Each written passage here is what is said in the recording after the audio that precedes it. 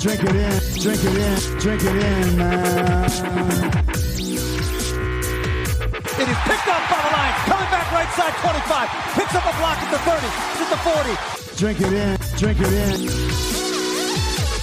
Drink it in, drink it in, drink it in, man.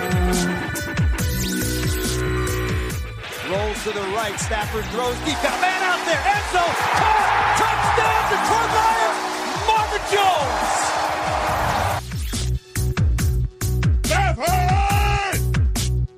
Drink it in, drink it in. Touchdown, Detroit Lions.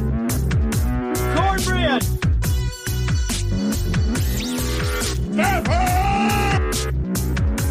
Drink it in, drink it in, drink it in, man. Detroit Koolaid drinkers, all the Detroit Lions fans out there. We are back here on the Detroit Koolaid Cast on a Wednesday. I'm Derek Oakrey. I've got my co-host, the other guy on the show that makes everybody laugh, frustrates me to death, but loves the Lions as well on the other end of the line. Grifka, how are you today, buddy? Oh, I'm doing good. You know, we just had the holiday weekend. You know, once again, thank you to everybody that served. I want to say thank you if you're listening. And it's just nice to, be back to normal again and back to work. So, but the extended weekend was very nice. Yeah, always nice to get a break. The world is still not back to normal, but it feels like we're getting there step by step, moment by moment. But as we've been from 2+ years here on the podcast, and every day, twice a week, sometimes 3 times a week, multiple shows, we are talking Detroit Lions. So Grifka, we've got some fun topics I think people will enjoy today. Kind of want to dive into 2 position groups that I really think are not only important, but really interesting for the Detroit Lions. They've added players at both these spots. A lot of people have opinions, not only on the players the Lions have added, but position value and other things like that. So I want to dive into running backs and linebackers today, and I kind of want to get your take on some of these players, positions, how everything's going to shake out, because I think these are kind of 2 really sneaky, interesting position groups for the team, and going to be really important for 2020. So you ready to do this? Yeah, let's get this started. Grifka, let's go to the running back position. I know this to me is like the most polarizing position in the NFL. Like, people just think you can get them any way, pluck them off trees. People just think, oh, I'll just wait till the 6th round and get myself a Pro Bowl running back. Oh, I'll just let all my superstar running backs walk because I don't want to pay them any money. They don't really help the team. You can find them anywhere. I mean, I'm split on this, but I'm much more the way of, hey, running backs are important. They went away for a little bit. Now they're coming back, having a little bit of resurgence. The Detroit Lions have said for the last couple years at least that this is an important position to them. Give us your overall thoughts on running backs in general before we kind of get into each player here on the Detroit Lions. Running backs in general, I think, actually are a big part of the game plan. I'm not one of those guys that's 3 yards in a cloud of dust, for the first 2 downs and then pass on 3rd down. We're talking that old 70s football, early 80s football. But I think once again you need a good running game for the passing game. You just can't drop back and throw all the time. I know that's what people like to see. Guys running all over the field, just throwing the ball all around.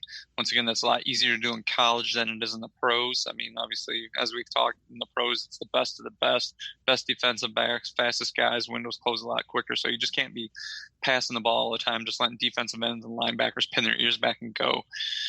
So having a running back out there more so than just like, it's going to be, okay, we'll give you the token, run here and there, or draw a play when it's, 3rd and long, just to kind of keep the defense honest.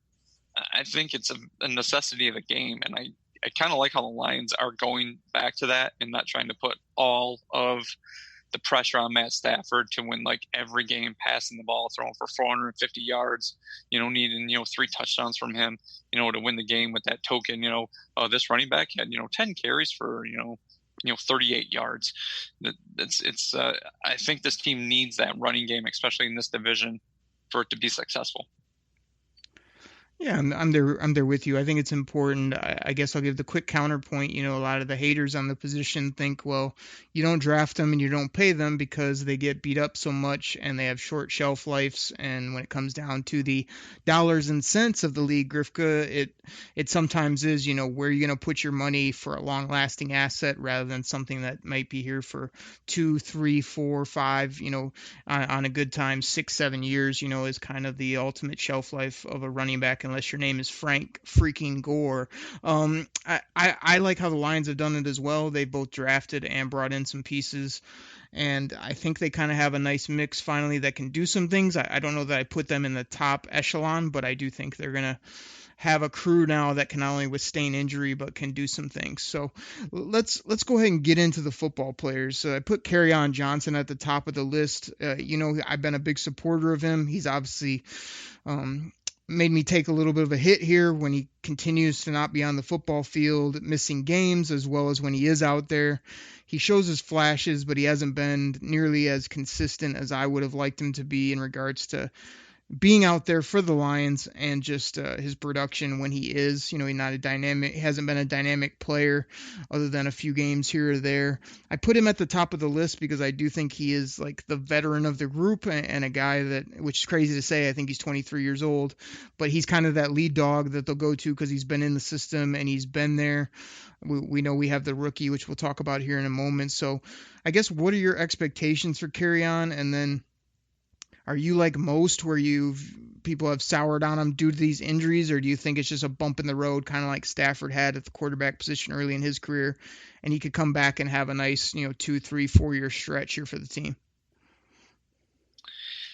I haven't soured on him simply because, like you mentioned, all the flash. He has those flashes, and it makes you go, wow. And he has them here and there, but like you said, he just can't stay on the field. And I'm not ready to give up on him yet, simply because of that. This could be those first couple of years. I don't want to say they're not jitters, obviously. I mean, they're just, you know, setbacks. And just because he's not out on Twitter showing all these workout videos, and I don't mind DeAndre Swift doing that. I mean, I'm glad he's hungry. He's out there working hard. But just because, you know, Kerryon Johnson's not out there, you know, putting, you know, videos out there showing, you know, flipping tires or doing wind sprints on the beach or something like that doesn't mean he isn't, you know, out there working just as hard. I think he can still be a real productive back in this league. I think he is going to start as the 1A running back simply because the way this offseason has went with this year's went, you know, teams that can do like the video conferencing right now. And as of right now, Allen Park still is not open for the team to get together, you know, to have any, you know, small workouts or anything like that. So I think just by default, you know, at the beginning of the year, because he is technically the veteran of the squad, he is going to be the number one running back. And I don't know if that puts any added pressure on him. I mean, obviously taking a running back, you know, top of the second round has to kind of, you know, be that shot across the bow, so to speak, like, you know, do the work, stay on the field, you know, if you want to, you know, shoot for that, you know, I guess for lack of a better term, superstar running back status. I mean, I think it's just going to make him work harder, even if he isn't, you know, putting the Twitter videos out there. Grifka, before I get to a quick counterpoint, have you seen Kerryon and his boo on Twitter, the little blondie that he's always out and about with? Yeah, I think that's what all like Lion fans that bash him throw out there because they put it all out there alongside, you know, the Swift you know, video of him, you know, doing his little cone drill and everything, which is great. I love the quickness of his feet. I really do. But, you know, let's not compare, you know, apples and oranges there. I mean, it is the off season. You know, you can't be training 24/7. I mean, you take a couple days here and there, let your body heal up. You're going to go back out and work hard. Grifka, I mean, let's face it. Yeah, I didn't ask smoking, you know, but it's not like, you know, Kerryon's out there with like a pot belly or anything like that. You know, he's not Eddie Lacy out there. Come on. Okay, I didn't ask you about any of that. I asked you, have you seen his blondie Booski on Twitter, and what are your thoughts? That's what I wanted to know. Oh yeah, she's smoking. Yeah, okay. Kudos there, Kerryon. I was gonna say if you would have used your catchphrase, I was gonna kick you off the show because she is that great, and like say, good work, Kerryon. I'm not worried about the workout portion either, but I don't agree with you about this shot across the bow. I think Bob Quinn, in a really sneaky way, he's probably been, disappointed in Carry On a bit based on his production and his health. But I think in a sneaky way, he's really taken us in 2 to 3 years here from a very lackluster, old kind of nothing running game to a running game of two young guys that are 20. I think I saw today, like Swift's 21 and under. Carry On came in the league at 20, I think, so he's in that 22, 23 type range. They can both catch it, block, do a bunch of things. So I just think it's so great to have a tandem of young guys. Sometimes you have like a young and an old guy, or you have a really high-priced guy and then a drafted player.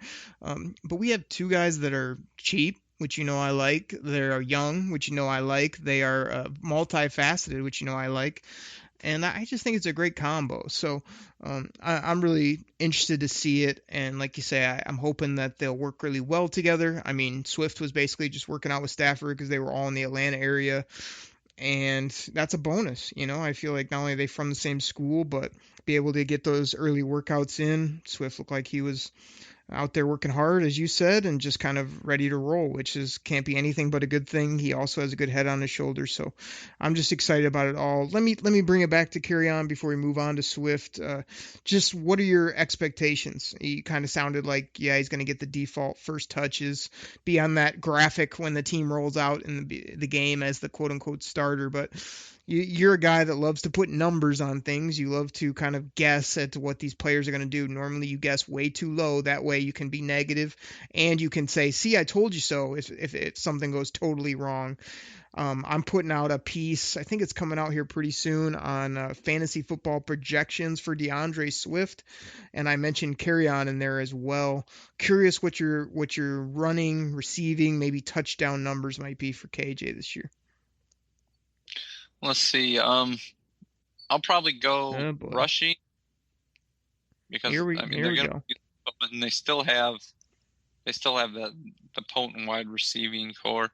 I'm going to give probably something around about 700 yards rushing, 300 yards receiving between the two, probably 9 touchdowns, rushing and receiving combined. I don't know. Like I don't mind those. I mean, especially when you assume Swift is going to have similar or even better numbers. I mean, it's really hard to gauge of how they'll split all the touches and how the quote unquote stats. But I mean, all we really want is W's. But Griff, do you know that 700 yards, if the guy was to play a 16 game schedule, is like, it's like an average of 35 to 40 yards a game. Do you know this? I mean, that's pretty pathetic. So that's why I always say this 1,000 yards is like, people make it the threshold, but when you really break it down, it's like 66 yards a game in total. I mean, you're going to have games that are less than that, but you're damn sure going to have games that are in the hundreds, 120s. I mean, it's not the hardest number to get to as long as you stay healthy and get the football. So 700 yards is pretty lackluster when you really think about it, unless Swift goes for 7, 8, 900 and some receiving as well. I mean, it is, but like you said, I think there's just a lot of offensive weapons on this team, especially with a couple, 2, 3 wide receivers all in contract years. And it's, they're going to want their touches to show that they're worth another contract. I mean, Amendola maybe, sure, it might be one of those things where he's looking to sign maybe a 1-year deal somewhere else just, to kind of keep hanging on, or maybe come back to Lions. Marvin Jones, I mean, he still has some tread left on the tire. And Kenny Golladay, it's obviously going to be his first big payday. So they're all going to want the ball still, and, just continually handing it off to a couple of young running backs. I just can't see that happening. I mean, for as much as we say it is a game, I mean, it's a business to those guys. And they want wins, but they're going to want stats as well. So they can, their agents can go to other teams and we're back to the Lions and say, hey, look what this guy can do. Oh, Grifko, we're talking running backs today. You get on a big wide receiver tangent. First of all, Danny Amendola ain't coming back in 2021. That's obvious. Marvin Jones is in a peak physical condition and has been a great player for the Lions, but I don't see him coming back either. And you always say these guys are going to demand their touches. They don't demand anything. These are the most humble receivers in the league, and however the offense goes, it goes. They're not going to be out there crying and whining. Like, if they get the ball, they get the ball. If they get open, Matt Stafford will get it to them. These running backs are not only going to prolong Matt Stafford's career, but they're going to do great things for the receivers as well. So, well, we can talk receivers another day. We got plenty of other running backs to get to. Grifka, DeAndre Swift, number 35 overall, third pick in the second round, was by far kind of the best football player at that point in the draft. I know you love to fill needs and draft interior offensive linemen, but I thought between this or an impact rush player was the best option. I'm on record live as it happened talking about that. Then they take this player. I was fired up. I love his game. Yeah, there were some times in college when I watched him where I thought, man, DeAndre Swift either wasn't getting the football or when he was, there's games where he can go under the radar or not play as well, and then there's other times he blows you away with the plays he makes when he gets the ball in his hands, either running or receiving. So I love this player on so many different levels. I love that we have two running backs now that are well worth, their merit in the NFL. What do you think about DeAndre Swift as an overall football player, how he's going to fit in and what he can bring to the table? I think he fits in very well with this offense. I know as before the draft, I was talking, I was very high on Jonathan Taylor. I would have been happy with that running back as well. But obviously, Swift split a lot more time at Georgia than what Taylor did at the University of Wisconsin. So I believe Swift has more tread on the tires. So if it's one of those things, you have two really good running backs, and if you're able to keep them both on the team, like you said, they're both pretty young. I believe Kerryon turns 23 here in later this summer sometime. I can't remember exactly when. And, Swift just turned 21 earlier this year. If you're able to keep those guys, productive guys on the roster, they're both young and they both fit in this offense very well. Swift catches the ball. I think Swift catches the ball a little better than what Kerryon Johnson does, but it's not Kerryon Johnson sucks at it. I think they can run the offense like when either one's out of the field, the defense can't key to a certain set of plays. I think they both bring that skill set to know it's like the full playbook is there. It's not like, okay, this guy's on the field now, you can scrap all these plays. He's on the field now. Let's just focus on these certain set of plays. Now, there might be certain things that each one's better than, but I think they're both kind of interchangeable. that's a nice thing to have. I love Swift. I think he's got the quicks to make guys miss, and I know he's not like that burner, Huntley that the Lions took later, but I think he has kind of football speed. Because Emmitt Smith wasn't the fastest guy either coming out of Florida, but it seems like when he got in the pros and if he got past the linebackers and was able to, he wouldn't juke around defensive backs, but if he could outrun angles, and I believe Swift can do the same thing. And I just think Swift is dangerous in the open field that way. He's not Barry Sanders going to juke you out of anything.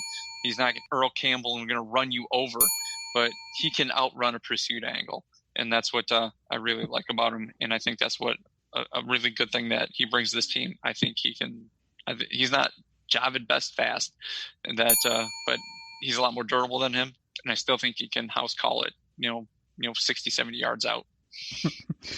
Everybody, please get out your scratch pads, your notepads, and write down Mike Grifka being positive about the Detroit Lions in May, him loving this pick, him talking up these running backs like they're both going for nearly 1,000 yards and 300 to 400 receiving. Just mark that down in case things don't go swimmingly, and then see what he says.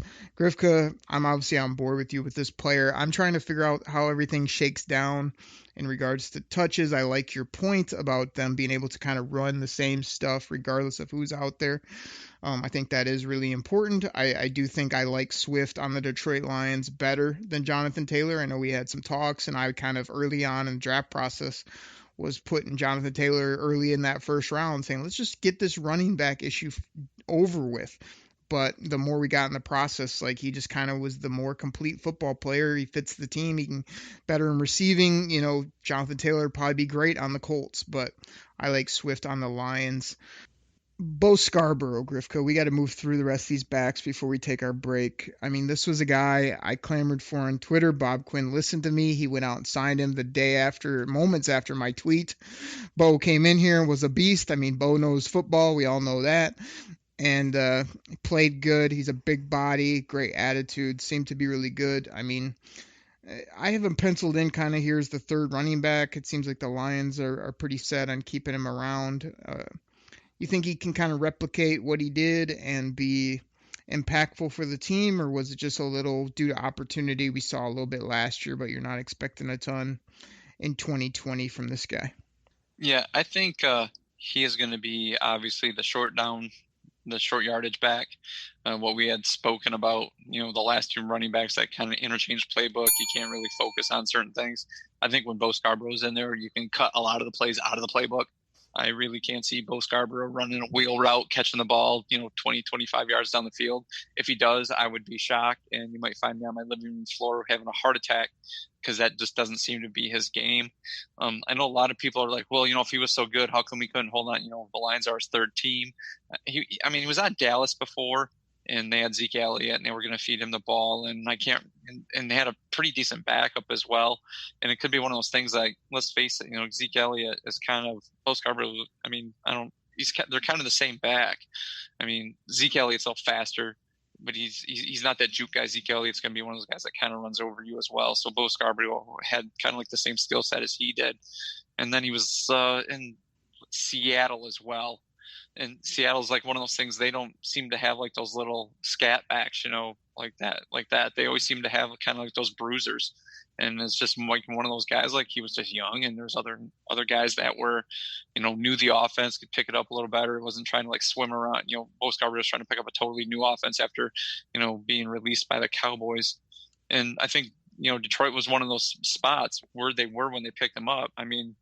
He's not really looking over his shoulder. They're like, here, we're going to give you the ball. This is what we want you to do. And you really showed something that would allow him to stick with this team. I don't think he's not going to be the number one starter, but he's going to be that, it's like third and short, late in the game, second and short, late in the game, goal line guy. He's going to be that guy to bowl over some guys. He's like 6 foot, 6'1", and like around 230 pounds. The guy's huge. So what he's going to bring to the table is just kind of barreling over those guys for those short yardage games. He's not going to be, if he's the starter, at some point in the season, that means both Swift and Johnson are hurt, and that's not a good thing. Yeah, I just think Bo, Bo will know his role. He'll be a good teammate. He'll be a good football player on the team. There always are injuries at the running back position. I feel like there will be this year, but I also think that, he's not just a battering ram short yardage guy. This guy can do some other things. He did it in college. He's proved it a little bit in the NFL when he's got his opportunities. I think he makes a nice complementary young player there that can mix in. I wouldn't expect too much in regards to statistics, but I do think that it's a nice little piece to just kind of have on the back burner there. Now, speaking of the back burner, we'll move to your boy, Ty Johnson. The guy who you said in 2020 was going to be the number 2 running back. Obviously, now he's about 4 or 5 on the list based on what the Lions have done and based on the fact that you talked this guy up. I actually got behind him a little bit of like, hey, what we saw at training camp, he had a couple speed runs. He looked like he had the body type to be a sneaky speed, back with a little bit of size as well, kick return ability. And this guy did absolutely nothing in the regular season. I can't remember one run except for the last game of the year or so where he popped off 1 or 2 decent runs. That's about it for Ty Johnson. Where are you at with him now? Everybody, we have it on record that you talked this guy up. Then now he hasn't underperformed. Are you bailing on him? Are you sticking with him? You had some very high expectations for him, and now he may be a guy off the roster if things shake out a certain way. What do you think? Yeah, I'm kind of surprised at how little he did. I'm not one of those guys that's going to go out there and say like, oh, they didn't use him right. He obviously wasn't picking stuff up in practice where they, felt comfortable with him on the field. And, maybe a skill set only allowed him to do kind of like that third down back stuff that he kind of ended up doing. Because at one point in the season, we were joking what the Lions were starting, Wes Hills. How does Wes Hills get to run with the number ones? And he was picked up, at the bus stop on a Tuesday, and he's out there starting on, a Sunday when Ty Johnson's been, with the team all year. And nothing came out about him being injured, or he's he was trying to nurse a foot injury or ankle injury. And none of that came out. So, it really kind of makes me start to question. It's just it sounds dumb, but maybe his football intelligence, is he effective at, maybe picking up a blitz if you're that third down guy? Can you effectively have the vision to read the proper hole and, make the correct cut? Like I stated before, college is obviously different. Everybody's fast, guys tackle better, than they do in college. And I'm not ready to jump off his bandwagon yet. Don't get me wrong. I'm impressed by him, dragging a Jeep, and doing that. That's nice. But, it's one of those things. I still think he can bring something to this table, something to the table with the Lions, be able to still make some plays. But yeah, with what the Lions have drafted, they're looking to keep Scarborough, and that guy has a certain skill set. If they like Huntley, this guy's, carries and stuff on the team. He might be looking at special teams, kick returner, punt returner type thing if he's looking to stay on this team. Interesting. I still think, Ty Johnson makes for an intriguing, 4-5 running back in the NFL. I think here in Detroit, we lift these people up, and act like they're much better than they are when really, like I said, this guy hadn't done anything in the league. He was an intriguing prospect that hasn't worked out here in 2 full seasons. So, or what's he play? 1 or 2 years? We get him last year? Was he a rookie last year? Yeah. Yeah. I think so. Yeah. Yeah. They took him in the Tabai class, I think. Sorry, I looked it up really quick. Yeah, 2019 is when he joined Lions. Yeah. Like I say, it's just a nice piece to keep there, but you can't act like he's really done anything. Like I say, you look around some NFL teams and they got studs everywhere. So Ty Johnson to me is a lot to prove, but he's not going to have many opportunities to do so. Better find his ability on the return game, or, being that home run hitter if he does get the football, where they can scheme him up and make it happen. A couple more here. We'll get through these pretty quick. Grifka, I'm a little torn on this Huntley kid. I've been bragging on him since the time they took him in the 5th round. And the more I watch him, read about him, he's got something, the way he moves, the speed he has, the ability to catch it a little bit too. He has decent numbers when you look at his receiving numbers, seems pretty natural in catching it. I think this guy can really take the return, opportunities from day one.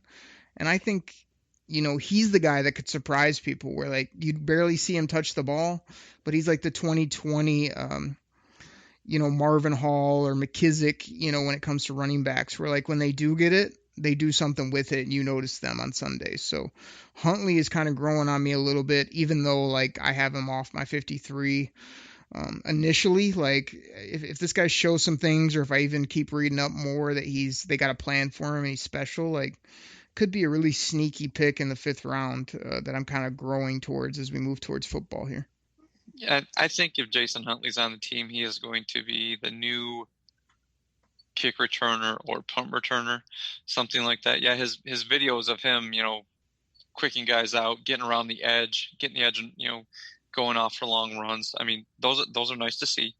And I think a part of it is the coaches were able to see him because he had his pro day before everything was shut down. But still, it's one of those things, let's face it, he went to New Mexico State. And that team wasn't very good. And I realize bad teams can have good players on them. I understand that. But even the talent that the teams that New Mexico State faced, those guys work hard. They do. I'm not saying that at all. But let's face it, it's not like if you would have dropped him at the University of Arkansas, who was a bad SEC team, and I highly doubt he's going to look just as good against LSU, Texas A&M, Alabama. So if he is on this team, I think he's going to be that special teams guy, the kick returner, punt returner. Now, if he's in the offensive backfield at some point, this guy's skill set leads to certain things. I know it's like, oh, look how fast he is if he gets around the outside. But defenses and the pros are going to know that. He's, they're going to realize that those are his certain plays. Kind of like when, it came to the point where Theo Riddick was on the field. You can almost cut, a certain percentage of the playbook out and just kind of focus on certain things Theo Riddick did. That's what Huntley would be on this team. And with the guys that we've already named off, it might be a really, tough climb for him to make the squad. He might be one of those practice squad guys. So. Yeah, we'll see what happens with them. What do you think about Nick Bawden at fullback? Are you ready to move on and not have a fullback, or do you think that you still, now that we got some horses and maybe a changed up offensive line, you want to give him another year at that position? Here, I'm going to use the terminology that you love. Oh boy, camp fodder. Thanks very much, Nick Bawden. It was nice having you around. It was nice seeing you at the local, Detroit police, or Detroit Lions take on local police department basketball game. But sorry, Nick, you're not going to make the squad. Yeah, I'm one of the few times, again, we agree on the show. I have Bawden getting booted off the roster because they have some of these tough running back decisions, going without the fullback and kind of having Isaac Nada or finding some other ways to do that when they need to. But I think they can kind of get by without now if we have to. Here, I have a quick question for you, Derek. I mean, I'm not quite sure. Is Bo Scarborough a lock for the roster? It's hard to call him like a lock because I'm not putting him in some like incredible category as an NFL running back. He's not like a fantasy football running back. He's not a guy that I'm going to like count on Sundays to have yardage, touchdowns, anything. But on this football team, I think he settles in really nice. There's the 3-4, depending on Ty, Huntley, and Bo, how they want to shake those guys out. I mean, he could be at the bottom of that roster and sort of like just giving you little role here and there, or he could be the third guy, the guy behind Swift and Carry-On that is the next guy in line to run the football. So, yeah, I definitely think he makes it. Okay. I was just wondering, we've named off a few different guys. I just didn't know if it's like everybody's like, oh, Bo Scarborough, what he showed us, he's on the roster. But like you said, there's plenty of people out there saying, he's kind of a journeyman. This is his third team. So I wasn't quite for sure. I mean, I like him for the roster. You like him for the roster. But like you said, I don't know, if he has a average camp, if the team is like willing to keep him, I guess. Grifka, I couldn't get to the bell on your I'm not quite for sure or the like you said because I'm ready to do something else to finish out this segment. We don't have enough time for all your quick follow-ups. I'm sure we'll have 10 of those on Friday. Grifka, on the fly, I can't remember what I was going to ask you, but I do have something I just made up. How about a couple Carusos to end this segment? How about we try a little on-the-fly Carusos for the people? I sure hope you got them because I don't have any off the top of my head. We'll see what I can do. Let me see if I can pull these two off. Let me find the bite. Here we go. Well, Griff, if Carry-On isn't careful, his move to the bench might be swift.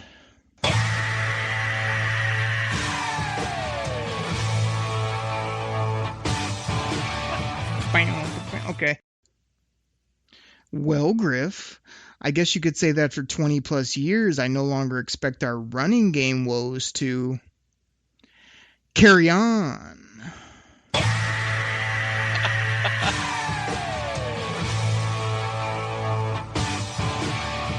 I've been in the streets.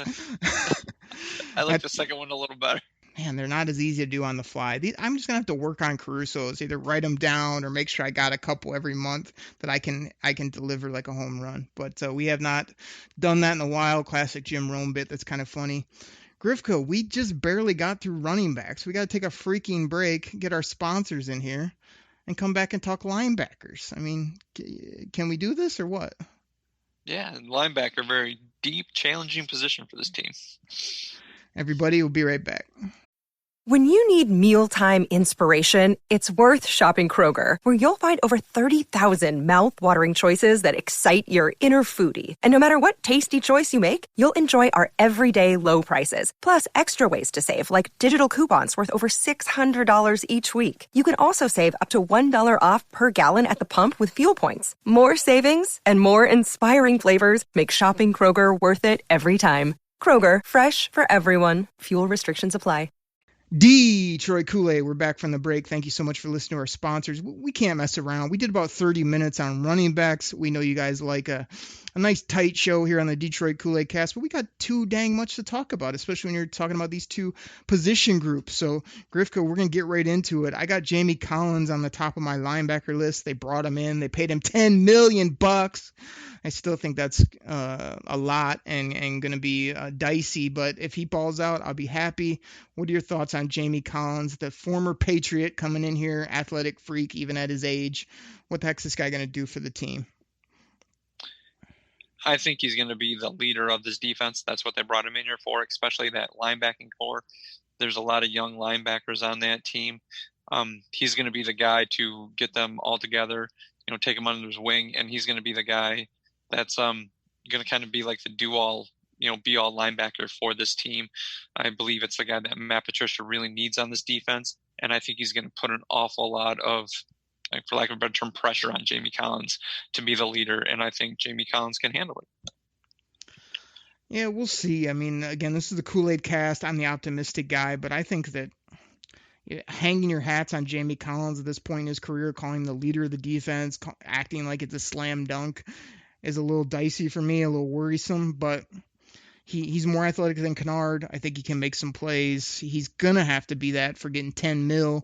And the Lions need a guy that can cover, can rush. Most people don't think of Jamie Collins as this coverage linebacker, but that's what he is. That's what he does. And that's what we've absolutely struggled at. So, I think he's the most important piece, but I need to see him play in a Lions uniform and see where his head is at before I can just, captain of the defense, stud, well worth the contract type of thing. Like a lot of people are kind of putting their heads around. I mean, I think it's going to be very, very interesting. Just about as interesting as this next guy, Jelani Tavai. We took him in the second round. Me and Logan Lamorandier had a nice talk about Tavai on Twitter where he was asking questions, and I said, what's this guy's ceiling? Like, what can he do? How good can he be? Because I really don't remember much last year. I remember a fumble at the game we were at that he caused that was big, a few other plays here or there, a pick late in the year, but nothing extraordinary. And most people are giving him the green dot on the helmet thinking, this is our guy. This guy's a dead set middle linebacker, starter, captain.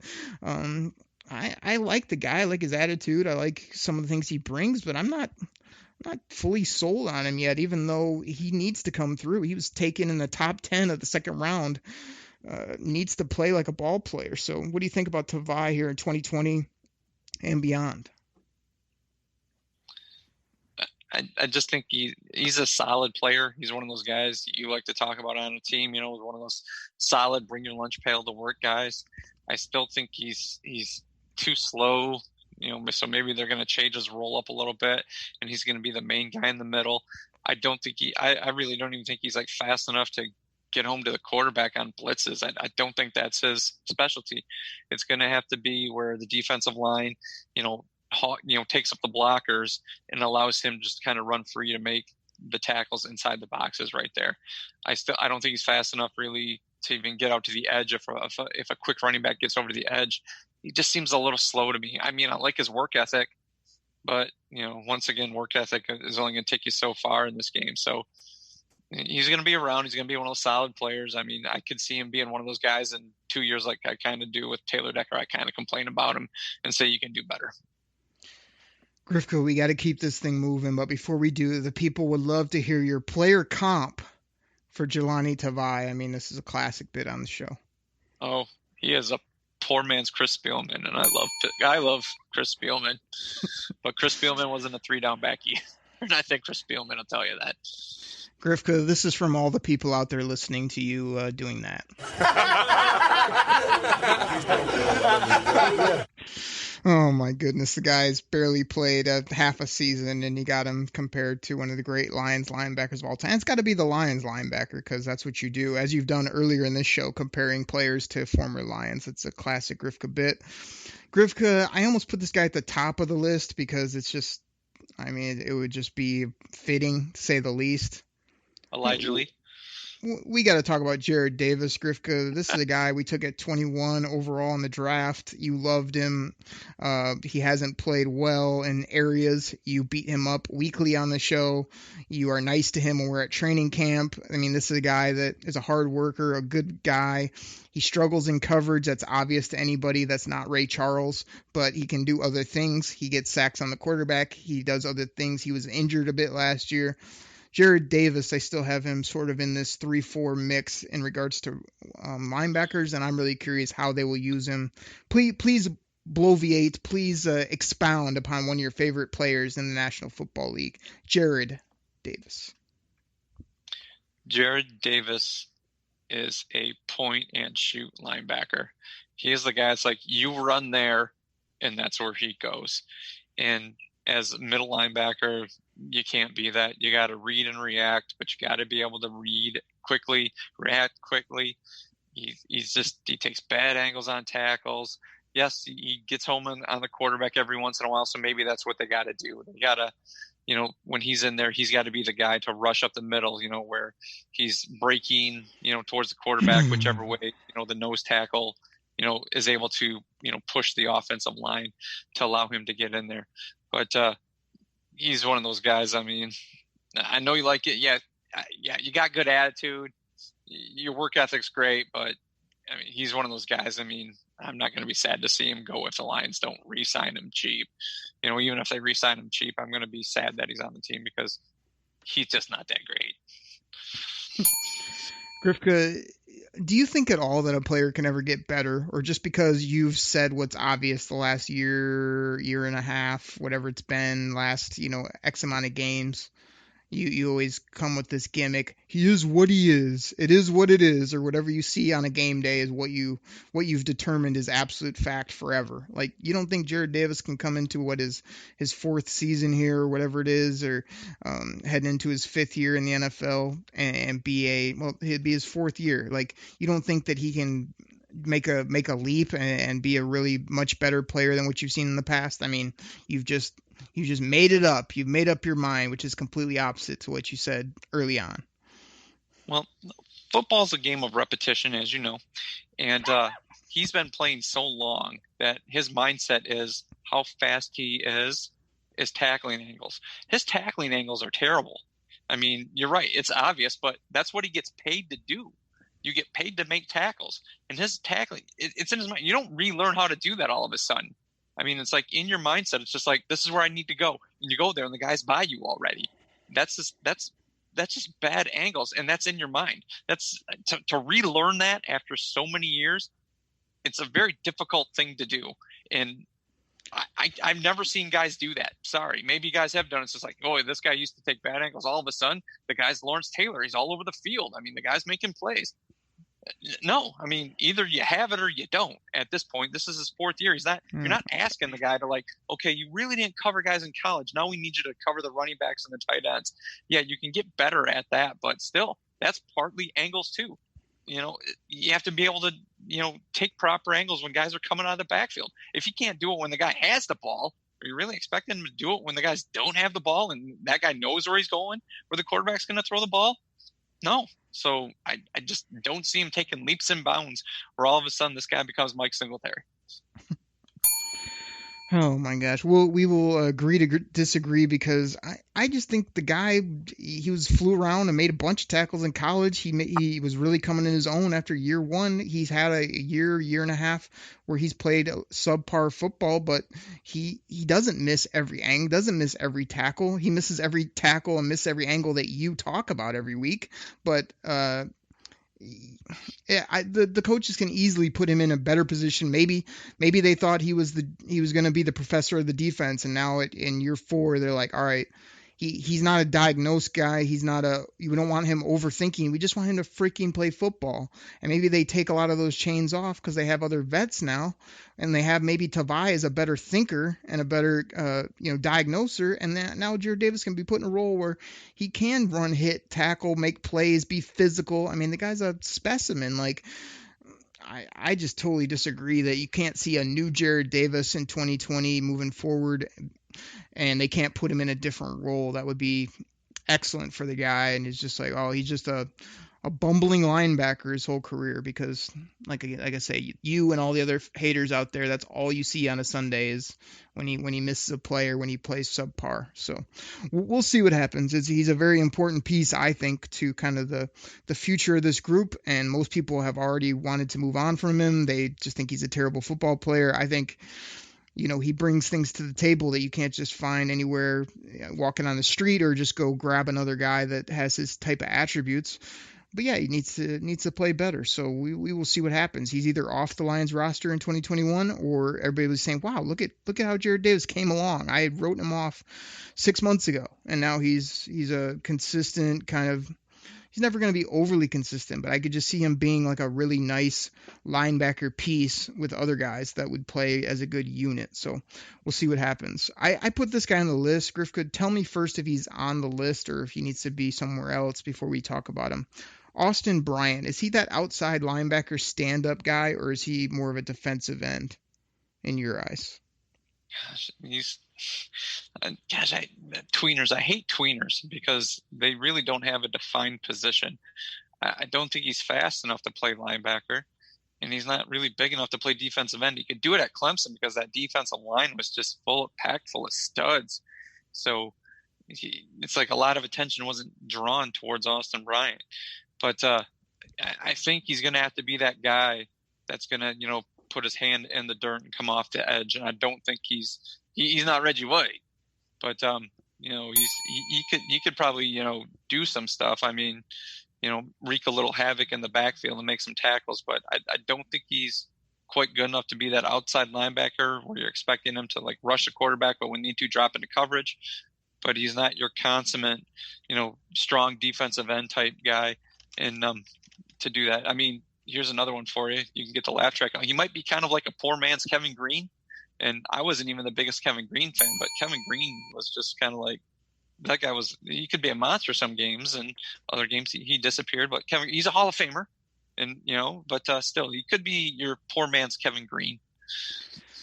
So you just compared Austin Bryant heading into year 2, played 2 games last year, to an NFL Hall of Fame linebacker for the Pittsburgh Steelers. Am I right? Hey, yeah, I'm trying to do what you do and like starting to go out on limbs. But there you go. Oh my goodness! Grifka's turned over a new leaf. He's being positive on the show. He's trying to take an actual take for once, and an interesting opinion, rather than hey Grifka, how the weather today? Oh, it's beautiful outside. I just letting you know, like everybody knows, it's been sunny and nice the last couple of days. So there's my weather comparison, which I love to do with you. And I don't know if it's a new leaf or if you're just lost your mind, but Austin Bryant, to me, Grifka, they played him at linebacker. He's a defensive end for me. The guy's 6'6", almost 270 some pounds. I mean, that's not a coverage backer. That's not even an outside blitz bendy type guy. You can stand him up or put his hand in the dirt, but just let him go and get the quarterback. And I think the Lions are counting on that because they haven't put one resource into defensive ends all off season, which blows everyone's mind. Well, maybe this is the kid. So we will put him on the side for now. I put him with a question mark. I think we both see him at another position. We've got the young kid, the 3rd round pick, Julian Okwara, brother of Romeo Okwara. This guy's an edge rusher, a lot of player comps. I mean, hey Grifka, he's a poor man's Jamie Collins is what a lot of people say. I think he can come in here and rush the quarterback. It'd be interesting to see what he brings. And again, just adding depth, adding a different type of skill set at that position. And I think it's really important. I think he could be better than Kennard was, and also be a backup, which is improving 2 spots kind of with this type of player. What do you think about Okwara? At this stage, rookie, what his skill set brings, he's going to be the passing down. He's going to be the pass rusher and passing downs, 2nd and long, 3rd and long, 3rd and medium, something like that. He's not going to be, 1st and 10 type defensive end, looking for him to set the edge. He's not that type of guy at this point in his career. Not saying that he couldn't get there, but I wouldn't be expecting that from him. So he's going to be the 3rd down pass rusher. Yep, I'm right there with you. I think he's got some juice, though, and could be a player that we are excited talking about after Sundays. Wow, you see when Aquara got after the quarterback, or man, see when he got that sack fumble or strip some guy. Like, I think he's going to make plays like that. And in a year or two, I could see him being an impact piece for this team, if best case scenario. So Reggie Ragland, what do you think about him? He came in here from the Super Bowl Kansas City Chiefs out of Alabama. I think that, he's came for super cheap. I mean, we gave him a vet minimum, I think, to come in here. Do you see him making an impact or being a depth player, or is he even maybe more of a cut, bottom of the roster? If anybody gets hurt, he's on speed dial type of guy. Yeah, I don't think he's Andre Fluellen, the first guy called when somebody gets hurt. I think he's just here for it's that linebacking guy. It's that linebackers that Matt Patricia loves. That size, they're not overly fast, but they're big. It's kind of plotting. Yeah, I don't see him being some dynamic sort of linebacker on this team. Might be one of those guys who's like, if there's an injury or if somebody's not playing well, he's going to start. And he's been around the block a little bit for a few years, so he knows the game. He knows how to be a professional. But this guy wasn't like, when they signed him, I wasn't like, oh my gosh, we got this guy. I mean, it's nice depth on the team. Yep, we'll see what he does. I think what I've heard about him is a real limited role. I mean, some people he's the backup middle linebacker, but I've heard that he's much more of a bottom of the roster guy, as well as a guy like Ragland, based on new rules, could actually be a practice squad type of player, a guy that they keep around and sort of in a pinch need him, but I don't know that he's going to add too much, come game days. Grifka, another one of your favorites, Christian Jones, the versatile, big, re-signed, multi-year guy for the Lions at linebacker. I mean, I know you love him. Go ahead and tell the people how much you love this player. God, what a colossal waste of money that guy was. Oh my gosh, talk about the big, slow, plotting linebacker. I know, like, people have told me PFF has him rated as one of the best run defenders at linebacker in the league. It's just like, yeah, when you run right at him, because if you run, around him, away from him, he ain't catching you.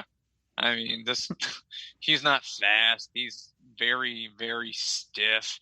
Gosh, I mean, you want to talk about a bad contract, this guy. God, what a waste of a roster spot on Christian Jones. I mean, I don't want to even, say he's not that great, because, I mean, that, putting not that great makes it sound like there's some sort of great in there somewhere. It's just like, he's not good. I mean, gosh. Terrible. Okay, you know what I love? This has nothing to do really with Christian Jones, but I would love to see you apply at PFF, and they'd be like, hey, we watch every play of every game here at Pro Football Focus, and you just tell them how terrible their grades are, and say, you know why, PFF? Because I watch like 1 to 2 games a week in my lazy boy, and I know more than you do. So I would love to see that interview. That would be great. I think you should turn in your resume. He's the weak side linebacker. Weak side linebackers should have some sort of speed to chase down guys from behind. That's not him. He is the old guy trying to chase down the bus that just left the stops, yelling, stop, I'm coming. Okay, that's what he looks like when he's trying to chase down somebody from behind. If you run right at him, yeah, he'll stick you. But, if he makes a cut, if he's around, no. Note to Grifka, not every team has a fast weak side linebacker. Obviously, the Lions aren't doing I like that fast weak side. I like fast. No one cares what you like. I just do. I just like fast weak side linebackers. Okay. There he is. Pro Football Focus. Go get him. The VP, the president, the founder of Lazy Boy Scouting. Michael Grifka. Pro Football Focus also like downplays running backs like they're just like, nothing's on the field. So you can't have it both ways. You can't, tout out great how smart they are when they think running backs are just fodder on the field. Okay. So sorry. Yeah, you should be sorry. Anyway, keep it moving. A couple more here. Jalen Reeves-Maven, he's been on the team. He's a special teams maven, but he doesn't do anything else. I mean, does he make the team? Are you done with this guy? He's your fast weak side linebacker, Grifka, that can never see the field on this team. You keeping him around?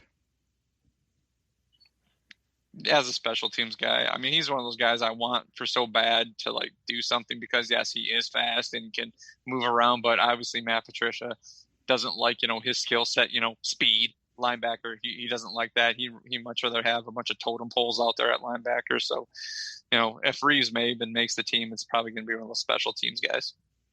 He might need to be in a different defense, on a different club that actually would use his skill set of, speed. Grifka, Miles Killebrew, one of your favorites when they drafted him. You've obviously turned on this guy pretty quick. I mean, that's not surprising to most people listening. He's a special teams demon as well.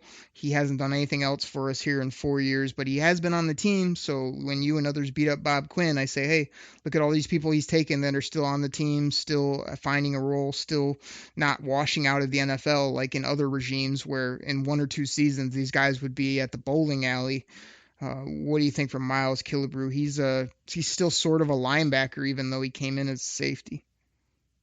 Okay, I'm going to tell everybody my favorite memory of Miles Killebrew was at training camp when he signed your friend's brother or something, his football, and he looked at the football was kind of like this disdain, why did you damage my football by putting your signature on it? And we kind of felt bad for him. It's well, that's okay, man. He'll be good in a couple of years. Well, that hasn't happened. So, Miles Killebrew is going to be a special teams guy if he makes a team. He's not going to have any sort of, strategy of this guy, put Miles Killebrew in, to play this defense. He's just your typical special teams guy if he makes the roster. Yeah, I agree. I like what he brings. I mean, Grifka, I don't know if you've heard this, but special teams is a third of the game. It's 33.3% of the football game. I mean, that's a big chunk. I mean, it makes a big impact. It makes, depends if you win or lose, depends on if you can run down on kicks, kneel the ball in the end zone, you know what I mean? Kick simple field goals and be able to actually punt the football, unlike Sam Martin could do when it counted. So it's very important. I think Killebrew and JRM probably make it based on special teams, but I just don't see any impact there in regards to linebackers. So there are other backers on the team. Kabinda, you got Elijah Lee, you got Pittman. I mean, I know you want to bloviate and just expound and just enlighten the people on all those guys, Grifka, for 10 minutes. But I mean, what would you say about maybe those 3 players? 2 words, buddy. 2 words. Yeah. What's that? Camp fodder. There you go. That's what they are. Hey, you're tackling dummies. Hey, thanks for showing up in there. However many preseason games we're going to be able to put this year. Thanks for standing out there and taking the reps while the real players just kind of watch on the sidelines, get a few reps in so they don't get hurt in practice. But leave your jersey, in the basket as you leave. Grifka, I really don't know if I can do this, but I figure it's only right. Maybe I go for 2 more really random Carusos to end the show. Okay. I've been sitting here. I don't even think these are that good, but I figure we might as well just put a bow on it on both sides. So you ready for these? Oh, yeah. I love your Carusos. Well, Griff, I guess you could say Miles and yourself had something in common over the holiday break, and that's you both kill a brew. Didn't do that over the break.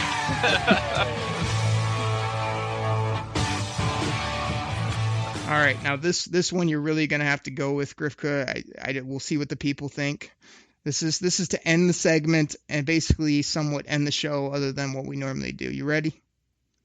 Yeah. Well, Griff, we've had sort of a long show, so I guess now we have to say Tavai. That's your best one, man. Woo! That's such a stretch, it's funny. There we go. That's all I could do. I'm looking down the linebacker roster and I go, I got nothing for these other people, but I can pull off the name synonym rhyme of that to end the show. So Grifka, that one's so bad it's good. Thank you, sir. We've talked about running backs. We talked about all our LBs. I think these are really important. Really going to be fun to see how it shakes out, and can't wait till we sort of get back to some actual football, which hopefully will come in the next few months, and we'll get the season started on time. We'll see what happens, but there's only one other question left to ask on this show, Griffin. It's simply this. Do you have anything else for the people? Nope. Policy is still the same. You check the report. Thank you, Jim Caldwell. Thank you, Grifka. We all know what the report says at the end of every show, and it's simply nope. Everybody, thank you for listening. Hit that subscribe button and catch us Friday. We'll be talking Detroit Lions right here on the Detroit Koolaid Cast. Take care, everybody. We're out. Pack the bag, start the plane. This game is over. It is over. What a comeback by the Lions. Drink it in, man.